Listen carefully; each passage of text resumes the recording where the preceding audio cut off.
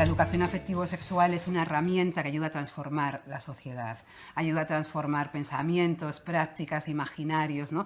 Y ayuda a que las relaciones entre los diversos géneros sean pues, más justas, más equitativas, más igualitarias, porque es una herramienta además que tiene la capacidad de generar pensamiento crítico, que es algo que carecemos bastante en el Estado español porque nunca nos lo han querido enseñar, ¿no? Por algo será también. Y entonces es verdad que la educación afectivo-sexual siempre ha sido un objetivo claro de cualquier partido de derechas, de extrema derecha y de grupos fundamentalistas. Es verdad que en los últimos tiempos estamos viendo que si hay una embestida, hay un ataque brutal para eliminar la educación afectivo-sexual en aquellos países donde sí ha sido obligatoria. Y esto ocurre desde a nivel local, ¿no? En concreto de cada estado, pero es que parte también de los procesos de generación de política pública que surgen desde Naciones Unidas.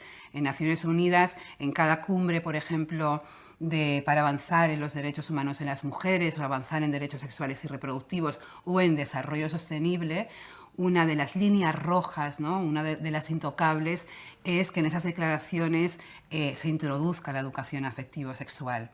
Y lo hemos estado viendo a lo largo de este año, como muchísimos estados conservadores, autoritarios, junto con el Estado Vaticano, que tiene representación oficial en Naciones Unidas y voz oficial en Naciones Unidas, el ataque cruento hacia el no reconocimiento de la educación afectivo-sexual